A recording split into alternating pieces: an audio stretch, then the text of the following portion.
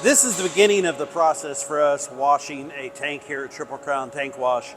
We've brought in a tank, we elevate it, so of course the gravity works on our side and the heel and all the water runs out the back. Now what we have going on right now is one of our associates is checking the inside of the tank to identify what the previous contents were and how much there is inside of it so that we can determine where to send this heel and how much of it we need to dispose of.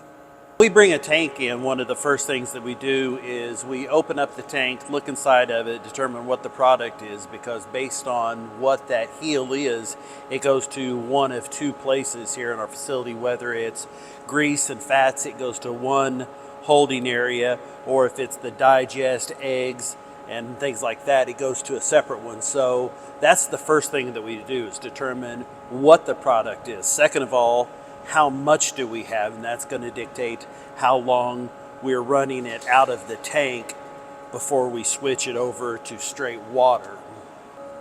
Once we've done that, we're going to drop the spinner down into the tank. We have different systems here. We can either manually, if we need to do it a different amount of time, or the automatic cycle is actually already set up to a predetermined amount. When I start this, it will run for 15 minutes. It'll run for 5 minutes of soap, switch over to 10 minutes of straight water to rinse it out, and then shuts off on its own. The beauty of that is that it lets the operator go down and work on other things without having to stand here and keep track of it on his watch. They could just leave it and go about doing some of the other tasks, and this will handle itself. The way I always describe our process is a lot like doing dishes. When you have your dirty dinner plates, the product that's left, the food that's left on your plate, you obviously don't put your dishes straight into the dishwasher. You need to scrape it off, do a little pre-cleaning. So the food and heel that's left in our tank, the initial wash off, comes right here. This is our holding tank, and a company comes out weekly and hauls this off. This is the remnants from our loads. So this is the initial holding place. This doesn't go anywhere but sit right here and wait to be hauled off. Now this side is where our fresh water goes. After we've done the initial getting the product out of the tank, this is where the soapy water and all of our rinse goes. It goes into this tank first. This is the first stop on its journey through here, and then works its way into the back room, and we'll show you that.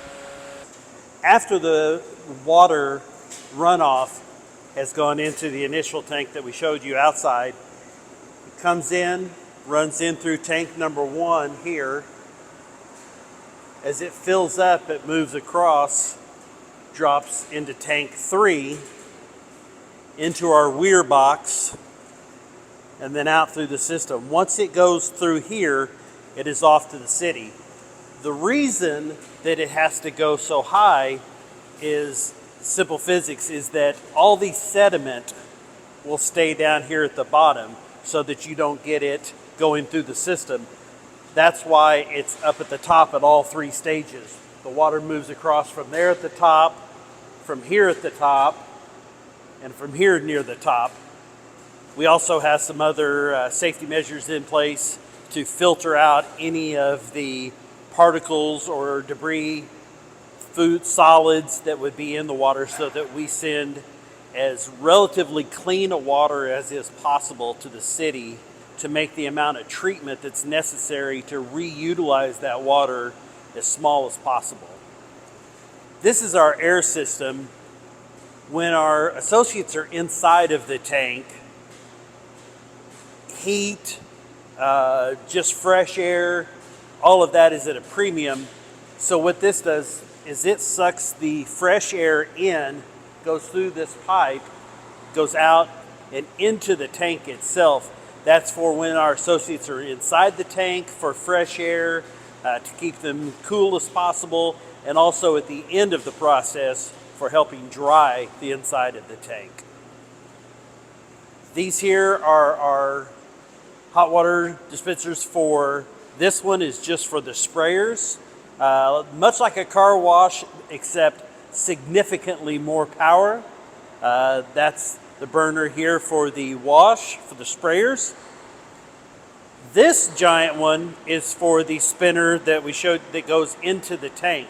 So all of the water that's being utilized through the tank to wash the inside of it is running through here. There's a giant amount of it, a vast volume, so therefore you have to have a large burner to keep that much water at over 190 degrees for the washing process. Just like most of us here in the Ozarks, we have to deal with hard water.